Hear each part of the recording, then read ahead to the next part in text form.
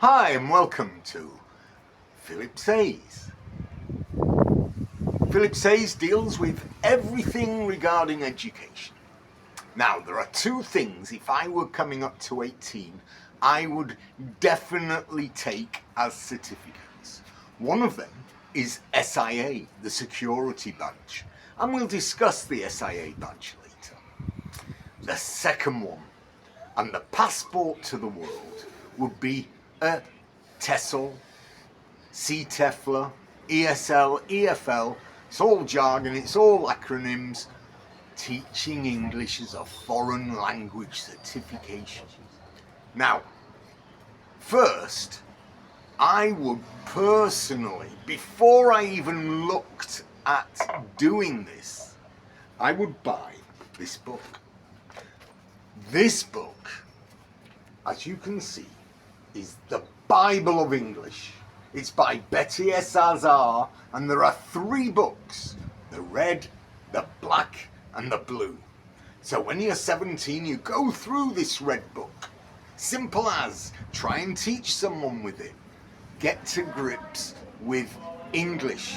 Probably you don't know your gerund from infinitive. So please get the book.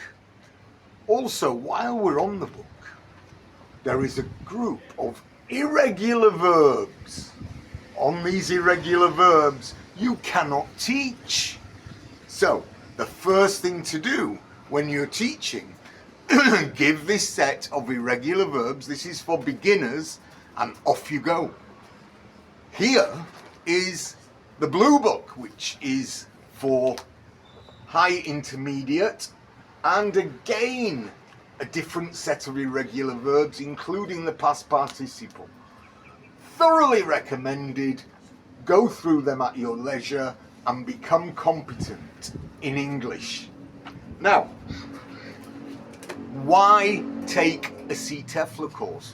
The bottom line is you can teach in quite a lot of countries without a degree, though the list is becoming smaller. Later, I will probably recommend to you to take a degree, but let's stick with taking a TEFL course.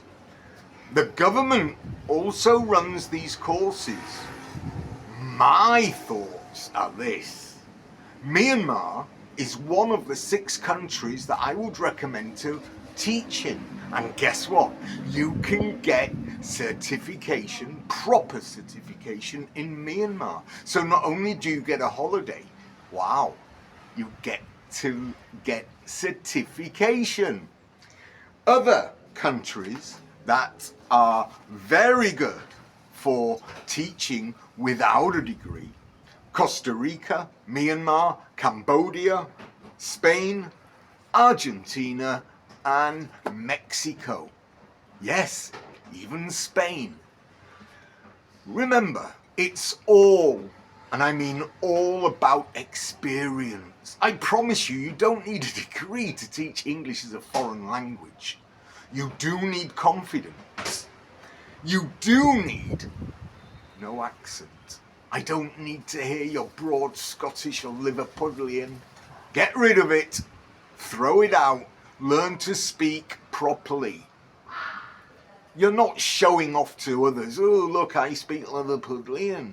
That's not the game here. You're trying to teach foreigners English, and the best way is to do it clearly.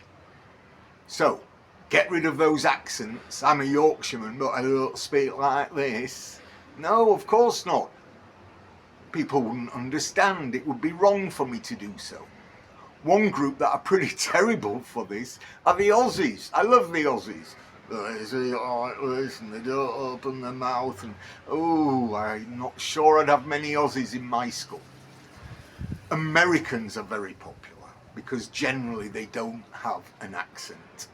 Neither here nor there, the Brits are in demand. And by the way, the biggest export of workers, whether it's American, Brits, Canadian, guess what? It's in TEFL, it's in teaching as a foreign language. Now, there are other ways to teach once you've got certification. For example, online. You can teach the Poles, you can teach the Germans online. A lot of it will be conversation.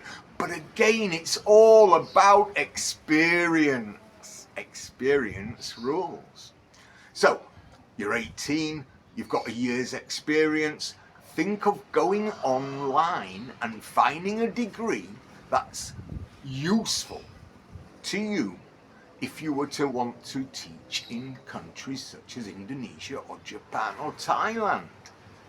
Most degrees can be gotten in 2 years. So you can do it all online, what more to ask?